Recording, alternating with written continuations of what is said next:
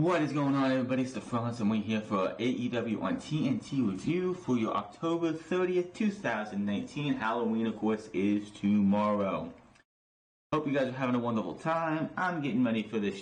This show had the finals of the tag team title tournament. We had a contract signing with a stipulation that if you didn't know what it is, we'll go into it later.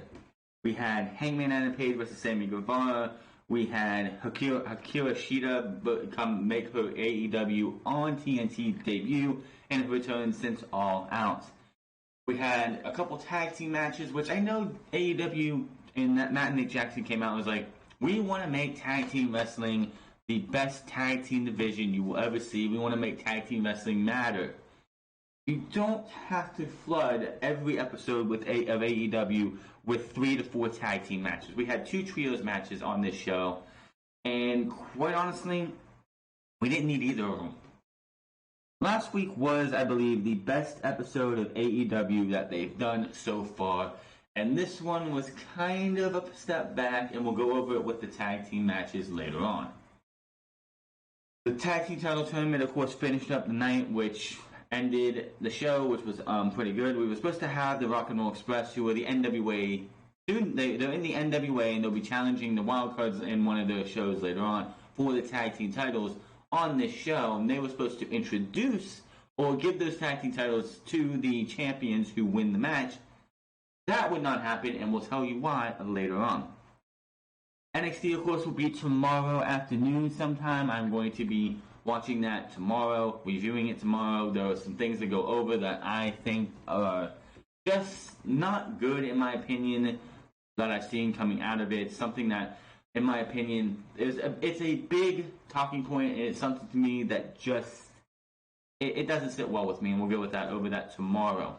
I heard Finn Balor gave a good promo too. I'll have to check that out. But Jon Moxley, speaking of good promos, Jon Moxley and Chris Jericho showed you why, again, for the millionth time, why scripted promos are trash and why unscripted and going off the script, unscripted, being yourself, fucking matter. It's just like the NWA back in the 80s.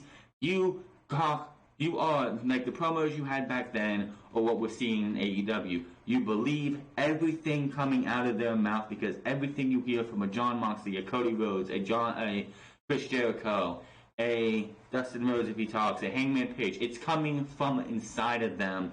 It's coming from their heart and their head, not something you're reading that somebody else is writing out and say, here, I'm going to write this, you say it, and that's that. You don't get that in AEW, which makes AEW that much more special. We'll talk about what's with the tag teams in a minute, but we started the show off. Tony Schiavone is at the airport. He's talking about and hyping up the contract signing between AEW champion Chris Jericho and this challenger Cody. At full gear, Dustin comes out of the plane. They shake hands. Cody comes out. He shakes hands and does the Brotherhood hand gesture, a handshake with his brother. He and Tony Schiavone go off, and when we come into the show, we get a recap of what happened last week between Jon Moxley and Pac going to a time limit draw. Pac put a chair around Moxley's neck and looked to finish him off, but Kenny Omega made the save. Pac then bumped into Adam Hangman Page as he was trying to leave. And he wants to let Pac know that he will meet him at Full Gear, and angry Moxley goes and talks with AEW's Tony Khan, who says his match is, we can't sanction this match. This match is not going to be sanctioned. It won't count against your record. And Jon Moxley is just livid. He's been working on this. He wanted this match since the day he made his debut at Double or Nothing. He wanted to go out there and beat Kenny Omega, and for that to matter. And honestly, this is a negative to me. They have the lights out is starting to feel like a crutch. You have two guys like Jon Moxley and Kenny Omega. You don't want to suffer a loss in a one-on-one match. So how do you get that? Because wins and losses matter in AEW. How do you get around that? Let's make it a lights-out, unsanctioned match. Because if Moxley wins or Omega wins, it doesn't go against their record. And I just feel like we're going to see a lot of lights-out matches in the next year or so. Because it's a crutch to get around what they're doing with the wins and losses actually mattering. So basically, if they're booked into a corner, which kind of they are with Pac, which honestly, this is my question: if you were booked into a corner with Pac and Kenny Omega at Pac and Hangman Page at Double or Nothing, why didn't you just do this? Because they didn't think of it back then. So basically, if they're booked into a corner like they are with Moxley and Kenny Omega, and they don't want these guys suffering a loss on this pay-per-view, how do you do that? You put it in a lights out, no disqualification, no count out, unsanctioned match. It doesn't count. And he goes completely ballistic. He's really mad that this match won't count despite him going for the top guy. He wants to take Kenny Omega out. He says he just doesn't want him getting a win over his boy. He says whatever happens to Omega, the blood of Omega is on your head. That was moment number one of him showing you why scripted promos are junk and why unscripted is the way you need to go. You need to be more you than anything else. So that led us into Jim Ross and Excalibur, who are on the card right now because Tony Schiavone is in a limo at this time, coming to the arena with your boy Cody Rhodes. Now, we started the show off with Hangman Adam Page versus Sammy Guevara, who is now calling himself a Spanish god because that is what Chris Jericho referenced him as in that promo when the Inner Circle was formed. Crowd is booing him. Sammy sucks chants. Guevara kicks Page, leaps off the ropes, but is out on the floor, caught in midair. Fallaway slam, kick up by Page. Guevara's clothesline out to the floor. Page goes up, throws him into the ring, but Guevara slips right back out and trips up Page. So he crashes down on the apron. Guevara then sends Page into the barricade. This match was pretty good. Sammy Guevara is a guy that has a major upside. This guy, he is not there yet. They call Anthony Ogogo, who is the first developmental signing, the first developmental project, which is honestly not true because you have Sammy Guevara, who is definitely somebody that has a future. Excalibur mentioned in this match, this could be a main event on AEW Wrestling in 10 years' time when these guys are major veterans of their craft. Guevara gets dumped down on the floor towards the end of the match. Page with a huge moonsault from the top of the turnbuckle to the outside. Throws Guevara back in the ring, looks for the buckshot Larry, but Sammy bails.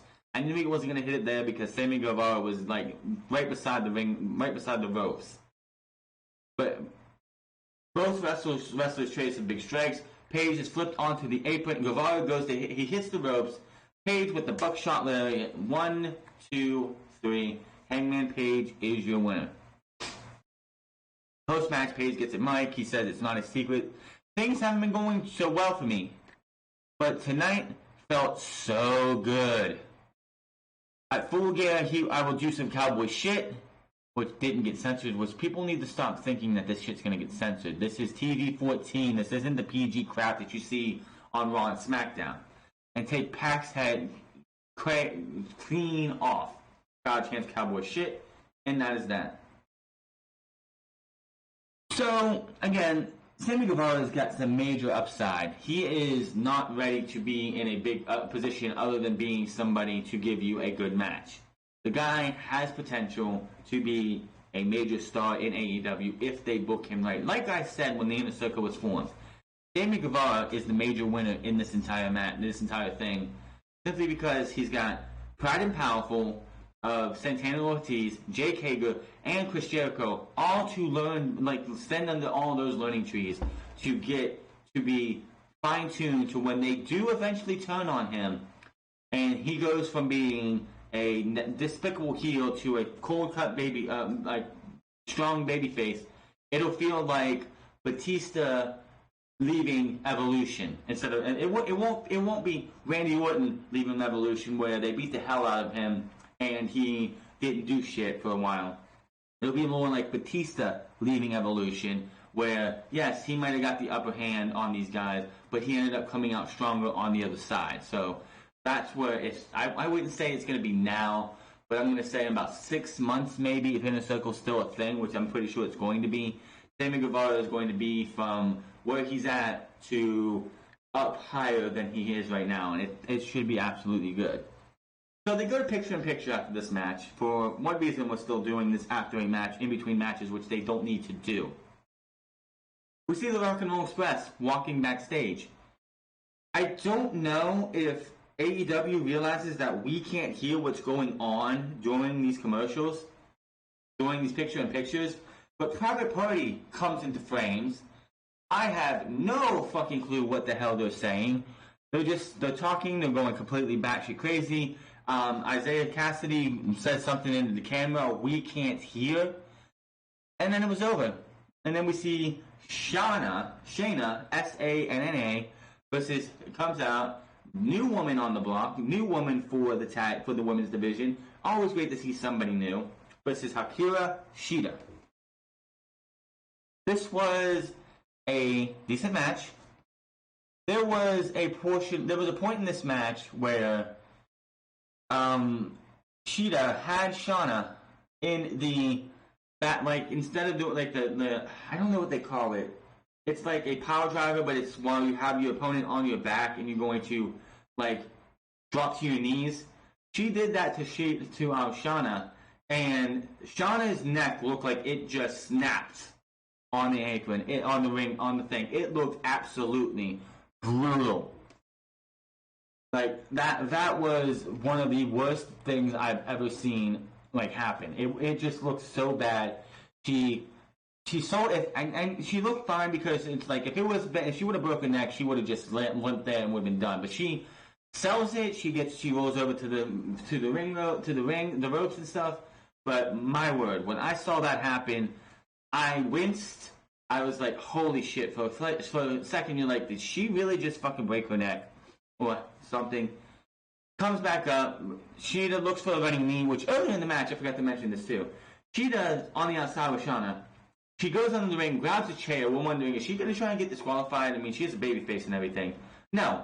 She sets the chair down and goes back, runs up, uses the chair to hit a running knee onto Shana's face. Absolutely fun looking spot. Spinning heel kick by Shana, running knee by Cheetah. Falcon Arrow, cover 2. Running knee strike to Shana, cover 1, 2, 3. Hikaru Shida wins the match. So Shida, who just moved to the United States, we are going to see a lot more of her now in AEW. So, and Shana, I hope, is not hurt at all, because again, that looked absolutely brutal. But that was that. Vignette for Brandy Rhodes, who has a photo of the women's division around her. She's doing some kind of. Now, last week or the week before that, Brandy Rhodes tweeted out that she doesn't want to distract her husband and prevent him from winning the AEW championship. So she's going to step back, do her own thing, and let Cody do his thing. Now, last week she attacked somebody, Britt Baker's opponent. I can't remember her name. And she's just sitting there doing this, like, she's like talking to herself, talking like she's a witch or something. We Awesome Kong brings some blonde hair and cuts off a hunk of it. Brandy looks like she casts a spell as she screams and a wave blows out a bunch of candles. I have no idea what the hell they're doing with Brandy. First off, Brandy needs to get into the ring and learn how to be a good wrestler, because right now, from what I've seen from her, I am not impressed. But Chris Van Vliet is on the apron, on the stage. He brings out the Rock and Roll Express. They come out with I said NWA because they're in the NWA. They do stuff with the NWA Power, which is a good show. If you haven't seen a true alternative to anything else you see from WWE, AEW, Impact Wrestling, NWA Power is that alternative. If you're looking for good old 80s type wrestling and 80s type presentation in the 21st century, go check out NWA Power on YouTube. But they come out with the tag team championships. They start to talk about being back in West Virginia. All of a sudden, Santana and Ortiz come out and just hit Mickey Morton with a slapjack. I believe Santana Ortiz did. Two wrestlers from behind. Santana has a loaded sock, which people call a slapjack, and smacks both guys. Crowd are booing as Santana and Ortiz check out the tag titles. They then pick up Ricky Morton with his tag team partner down on the ramp. They pick Morton up and just powerbomb him through a section of the stage. They're just, and they sit there. Ortiz, I believe it was, or Santana, sits there over the wreckage while the other one stands above him, just admiring their work, taking in the booze until the Young Bucks come out and chase them off. The Rock and Roll Express, they check on the Rock and Roll Express, and that would be the last time you see the Rock and Roll Express tonight. So the entire advertising of them coming here to give the titles to the winners is out the window. We see the limo show up at Shivani and Cody on the way to the arena. Cody, so, they're in the limo. They're not on their way here, but they're on their way to the arena. Cody would be more nervous. Shivani calls meeting Willie Nelson, then goes to Dusty's locker room, knocks on the door, and Dusty says, "Come in." And he's butt naked. Dusty asks if Willie's out there already. Tony says yes, and Dusty says the superstar the star always comes out last. Tony says it's good to make them wait, and that's what he wants Cody to do to Jericho. Cody talks about his mom and how he wants to impress her. Comments about wanting to beat Jericho. Nothing noting they've been in locker rooms previously because of their time in WWE. Cody, of course, was just a local mid-card, a lowly mid-carder, while Chris Jericho was a guy who was very high in WWE. QT Marshall, John Silvers, and Alex Reynolds are in the ring to face the Best Friends and Orange Cassidy. Yes, Orange Cassidy was in an official match. This entire show was sponsored and had a crossover, supposedly, with Rick and Morty. If you went to the show, you got your options of a Rick and Morty mask. So when they're making their entrance, Morty, I believe it is, was announced them coming to the ring. They come up. You have Chuck Taylor is Morty, I believe. You have Trump Beretta is. You have them dressed up as Rick and Morty characters. So that wasn't the best cosplay of the night. I'll tell you that right now. We'll talk about that with Kenny Omega later. So this was a nothing match. Alex Reynolds, John Silver, and QT Marshall were here to give us a match for Orange Cassidy to have a match in AEW without having to do much. During the end of the match, the Best Friends go to hug, but QT Marshall breaks it up. Crowd boos. Cassidy rolls into the ring. Do a big pop. Cassidy with a big kick to his legs, lands a drop kick and sends Marshall out of the ring.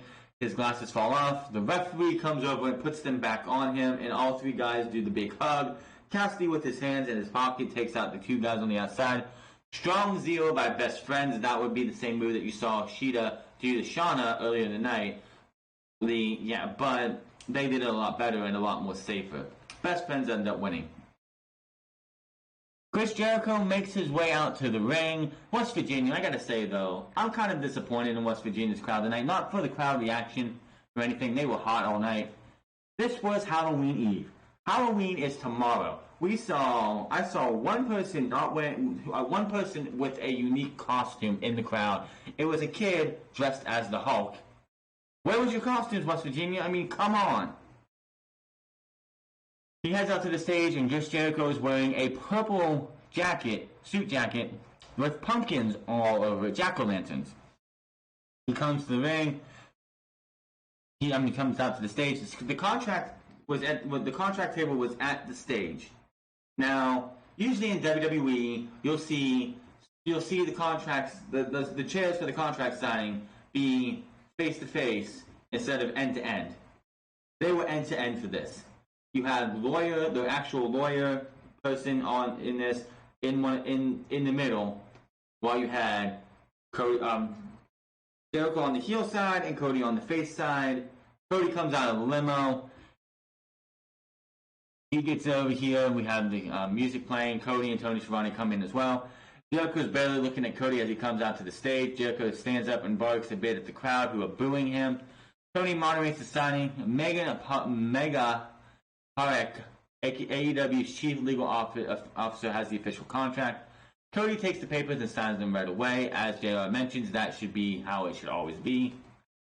He hands the paper over to Jericho, who looks over them a bit. He then quickly stands up and laughs and is like, I got you, Cody, because Cody hops up as well. This match is too important. I don't suck, he said to fans who chanted that. He says, Schiavone sucks, which is he's making fun of Tony Schiavone. Jericho says this match is too big to power on anyone through the table. And this is Cody's biggest match because if he wins, he gets to be what he always wanted, to be a world champion. So we're going to discount the NWA World Heavyweight title, the big title match, the only title match really at All In last year. I believe he was the Ring of Honor World Heavyweight Champion as well. We're just going to discount those because they don't matter in Cody's accolades. Really? Way to throw two championships under the bus. He continues that he is going to teach Cody a lesson, holds the pen up like he would do when he was doing the list, clicked it, fans popped a little bit, quickly stands up and gets Cody to stand up after he signs it. Cody tosses off his jacket. Jericho says, calm down, hillbillies, to a crowd who chant asshole. Giovanni and the lawyer back off to the site. Jericho says that they are true pros and can sign the papers without an incident. Jericho puts his hands out and says, I'm going to put my hand out because I'm a real man and shake your hand. I'll see you on November night at Full Gear. Cody shakes his hands. Jericho goes to go away, but Cody pulls him back. He says something, I don't know what he says because it's off microphone. Jericho then says, Cody, we can stand here all night, but you might be needed elsewhere. In the background where it says AEW TNT in that entire graphic, Sammy Guevara's face shows up on the big screen with Jake, and he's like, hey, Cody, I can't believe you actually signed that. I didn't get to see it because, I was watching something else. And we see Jake Hager and Dustin in a brawl. Hager gets the better end of it. He low blows Dustin with his knee, similar to what happened in his MMA fight last weekend. And then slams Dustin's head into the limo, actually denting the limo. That has to be some very, very cheap metal that he could just slam Dustin's head on it and it just bends like that. While he's hanging on the limo, his arm is hanging into the opening of the door because the door is open where he came out. Jake Hager takes the door and just slams it into Dustin's arm. He's going fucking ballistic. He's yelling in pain. Cody and MJF run out with some security to chase Gabbar and Hangman and Hager off. Jericho heads out and then lights up a cigar as he checks out what happened. And he says, you might want to take him to the hospital, man. Happy Halloween, he yells as he gets into his limo with Hager and Guevara. And people are wondering, why? People kept saying a couple months ago, oh, the AEW, they're a bunch of, AEW fans are hypocrites for saying that Jericho should be the first AEW champion. The whole entire losing the title incident, the first episode, the Inner Circle promo, last week and this week, prove to you, if you still don't think Jericho should have been the first ever AEW heavyweight champion, you are a fucking moron. He just shows you week in and week out why he was to be the first ever champion. Hangman Page is good, and quite honestly, I don't think he should have been the one challenging Chris Jericho to be the first ever champion. That's just my opinion. Hangman Page being world champion first before Chris in that match, if he would have won that match, would have not been what you see here. Wouldn't have been. You wouldn't have that gold as you do with Chris Jericho. Hangman Page, yes, he is a good worker. He is somebody who will eventually win the AEW World Heavyweight Championship. He's just not there. He doesn't have the star power. There are people, I guarantee you, who tune in when they're flipping through the channels, and they're, lead out wrestling fans, and they see Chris Jericho on there talking to Cody with that championship, or when he was cutting that promo a couple weeks ago, and they're just saying, hey, I know him. I'm going to see what's going on here. Jericho has that star power that Hangman Page does not have. Anybody who still thinks that Jericho was the wrong choice as your first World Heavyweight Champion, Go fuck yourself. You're a fucking idiot. He has elevated AEW higher than anybody in that company at this time, outside of possibly Jon Moxley, could do. And Jon Moxley right now has other fish to fry later on. Hybrid 2 and Angelico and Jack Evans versus Kip Sabian versus the Elite. Anybody know what Undertale is? Sabian with a flip over the top when he gets there, taking out both Nick and, like, what happened? Well, basically, first off, it's Halloween. I think the Lord, somebody outside of a couple people in the crowd, maybe even this Hulk kid was the only one, came out dressed in Halloween stuff because Kenny Omega, there was this video package, this gaming video package. It's this guy, this head, and he's just talking down on Kenny Omega. He's like, remember all these people, these friends of yours, your best friend, referencing to Kota Ibushi. He was never on board with you. He was never on board with us. Join us, Kenny. And then next thing you know, you just see a sock, and it said, put a sock into it. Kenny Omega came to AEW tonight dressed as Sans from Undertale. I have not played Undertale yet because I just haven't had a way to play it yet.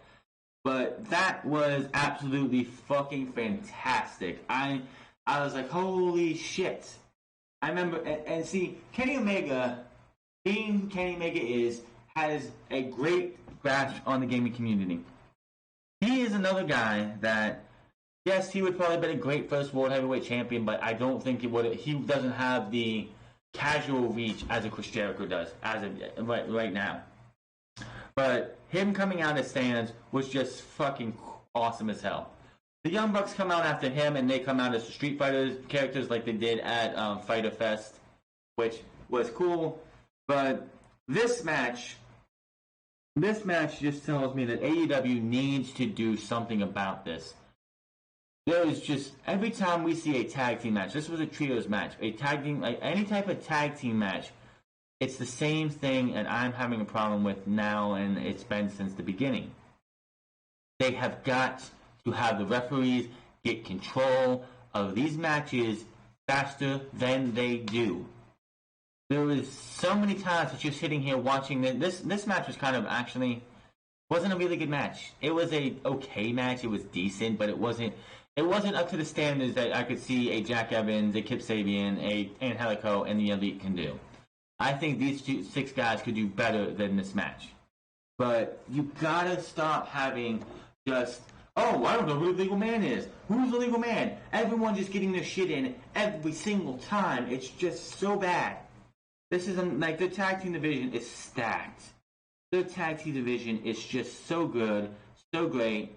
And this is the one negative on the tag team division, that every time we have a tag team match, somebody, or like the tag teams just don't seem to give a fuck about the rules. You have JR sitting there harping on commentary that, unlike other promotions, we have a 10 seconds, you have 10 seconds to get out of the ring instead of 5.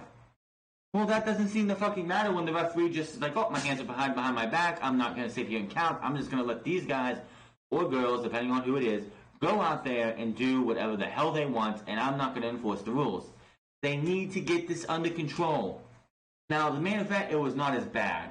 I thought it was going to be bad. It was going to be just as bad because that is how the Lucha Bros go. They don't seem to care about the rules or just do what the hell they want because it's the Lucha Bros. You're not going to fire them and you're not going to suspend them. You're going to let them go out there and do their thing because that's what they do. But this match definitely was like one of those where it's like, you're sitting here watching this match and it's like, who the hell's the legal man? If I'm going more than a few minutes wondering who the hell the legal man is because everybody's in the ring, inside the ring, outside the ring, inside the ring, outside of the ring, just going batshit crazy, that is a bad thing. This match again, it just didn't get into that high gear that you see with the Young Bucks and Kenny Omega. I don't know what it was. Maybe it was something to do with the people they were facing. I have no idea. But you got a V-trigger on Evans, one wing angel, 1, 2, 3, and the Elite win this match. Post-match, the Young Bucks hand slap with the fans. They go up to two guys with Rick and Morty masks on. Kenny Omega's off up on the ramp, up to the ramp, but they hold on to Matt and Nick's hands and they remove their mask, and it's Pride and Powerful, Santana and Ortiz. They yank the Bucks over the barricade and just start beating the living shit out of them. Omega finally gets wind of this. It's like, oh shit, I gotta go, and he goes and chases them off. So, just adding more fuel to the fire for that match at Full Gear, which is going to be happening not this Saturday, but next Saturday. Can you believe it? We're almost to Full Gear. It just feels like yesterday we were watching Double or Nothing. The Librarians, Peter Avalon and Leva Bates head out. Avalon on the mic shushes the crowd in a bunch. He says it's Halloween time, and it's an appropriate time for the hideous monsters in the crowd to look like they do. It makes sense for why wrestling hasn't been here in 20 years, because it's rotten.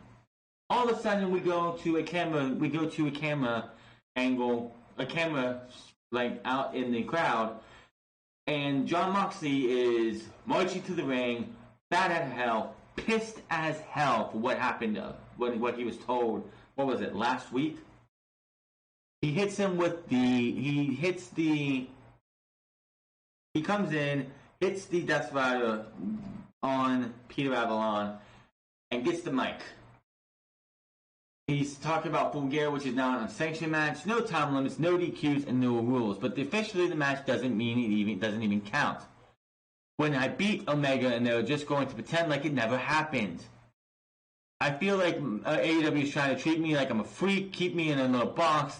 These guys in suits always coming up to me and, hey John, we know you're kind of different. It's a different kind of cat. I know what that means, and it's an insult. If this is how it's going to be, he tells AEW to take their win-loss record and shove it up their ass. And Moxley says he will beat Omega within an inch of his life, and AEW and all the suits in the back to kiss his ass and stay the hell out of his way. Absolutely. If you want to watch something from AEW this week, and you wonder what's a good promo like, how should a promo be seen? Do I watch Seth Rollins give you the same old garbage cringe every single week, or do I watch Jon Moxley rip AEW and give a shot at WWE so subtly that you wouldn't even know it if you weren't paying attention? That was fucking fantastic. Loved every single second of that. Go check that out. AEW on TNT. I'm sure they'll have. They might even put it on there. Maybe they'll even put it on YouTube. Who knows? And that leads us to the final main event of the evening. AEW World Tag Team Championship match. The winners, SCU or the Lucha Bros, will be your AEW first ever Tag Team Champions. Private Party is sitting at ringside. The Dark Order is walking backstage. And the referee for this match is the same referee who counted the pinfall for Chris Jericho to win the AEW Heavyweight Championship, Aubrey Edwards, who is coming up as being one of the more popular referees in all of AEW. So, this match was fun. Good match. Was it the best match of the tournament? No, not by a long shot. Private Party and the Young Bucks is by far and away the best match in this entire tournament. I do still feel a little sad that we didn't get to see the tag team, the true Jurassic Express of Luchasaurus and Jungle Boy take on the Lucha Bros. I think that could have been the match of the tournament. Unfortunately, that didn't happen. Marco Stunt did his best to fill in for Luchasaurus, but that's just my opinion. So, Kazarian and Pentagon get things started. The beginning of this match, until we went to the only commercial break, of course, was just as you expected with the Lucha Bros match. Fast, furious, no stopping, no breathing, none of that shit. You just had to sit there and watch these guys, all four of these guys, go back and forth against each other. Now, towards the middle of this match, I don't know what the hell Kazarian was thinking at his age, but Pentagon and Scorpio Sky, I believe, were on the outside. Phoenix was up on the apron. So Kazarian's like, what am I going to do to get these guys and try and win this match? You got to do everything you can to win this match. He decides, I'm going to go and try and hit a Hurricane Rana from the ropes onto Phoenix to the outside. That did not go very well. His head hit splat right into the side of the ring. Oh my god, that looked like it fucking hurt majorly. I don't know what he was thinking. I know for a fact, 15 years ago, Kazarian Kaz could have hit that and made it look fucking fantastic. This is not 2009 or 2004 Kazarian. This is 2019 Kazarian, who is a little bit older, he's bald, and a little bit slower as well. Definitely not a good idea by Kazarian to do such a thing. I mean, yes, I know you have to do everything you can to win the match, but don't do something that's going to end up fucking hurting your career. He hit so hard, it honestly felt like he might have some neck problems tonight. Everyone striking each other towards the end of this match. Pentagon with a springboard Canadian Destroyer. Absolutely fucking... I don't know where this guy gets the... Like, he just hits a Canadian... You have the RKO out of nowhere. You have the Black Mass out of nowhere. Now you have the Canadian Destroyer out of nowhere because Pentagon Jr. hits a Canadian Destroyer every 6 ways to Sunday. And it's absolutely fucking beautiful. Phoenix hits a big rolling cutter onto Scorpio Sky. Roll through cutter. Cover 2. Both Phoenix and Sky crossbody each other. Pentagon powerbombs Kazarian through the timekeeper's table. Sky is a super kick, but Pentagon. Phoenix leaps up on Pentagon's shoulders and splashes down on Sky. 2 count. Phoenix heads to the top rope for the finisher, but Sky goes for an inside cradle. 1, 2, 3. Just before TV time ends, Kazarian and SCU are your AEW Tag Team Champions. Was it the best match of the tournament again? No, not by a long shot. That's still Private Party and the Young Bucks. Was it a good match? Yes, it was a good match. All 4 guys worked their asses off. Scorpio Sky, this entire tournament, in my opinion, was built to get Scorpio Sky as over as everybody else. They wanted to get this guy up there with everyone else, and honestly, I think they succeeded. The guy is over. The fans love him, and it just was absolutely awesome. Where do we go from here for the Tag Team Champions? I don't know. Do I see them having a Tag Team title match at Full Gear? I don't think that is going to happen. I mean, they just won the titles, unless they set something up next week, because honestly, if the Lucha Bros would have lost the Private Party in the semifinals, we got SCU versus the Private Party, which I think would have been a better match, even though I said this match was good. I could honestly see, or if the Dark Order won, and we had Lucha Bros or Private Party versus the Dark Order, and or the Lucha Bros versus the Dark Order, and the Lucha Bros won the tag team titles, I could honestly see SCU and the Lucha Bros being that first title defense for the Lucha Bros. Now that SCU are tag team champions, I don't have a clue, because already Young Bucks are already facing Pride and Powerful at the pay-per-view. I don't know. Maybe if Pride and Powerful beat the Young Bucks at Full Gear, maybe, just maybe, they will be the ones in contention for the titles. I don't think that's a good idea. It's only like their second match ever, or third, like their second tag team match, or third match overall. I don't know. Like, let me know in the comment section below what you think is going to happen for the tag team titles. Will there be a match at Full Gear? And if it is, who do you want the tag team champions to go up against? In my opinion, and this is my opinion only, if Luchasaurus is able to come back, it was only a strain, it wasn't a tear. But if he's able to come back by the time of Full Gear, I would love to see the Jurassic Express of Luchasaurus and Jungle Boy up against SCU for the tag team titles. I think that would be awesome. But hit that subscribe button, comment down below, like or dislike this video, find me on Twitter at The France Club, find me on twitch.tv/The France Club. Go check out my YouTube channel at The France Plays, where I'm in the middle of I had the entire playthrough done. It's all scheduled to go up. But go check out my playthrough of Curse of Osiris with the Destiny 2. I'll be ready for Warmind after that, and then I'll try and see if I can get Forsaken and Shadowkeep and get those storylines done as well.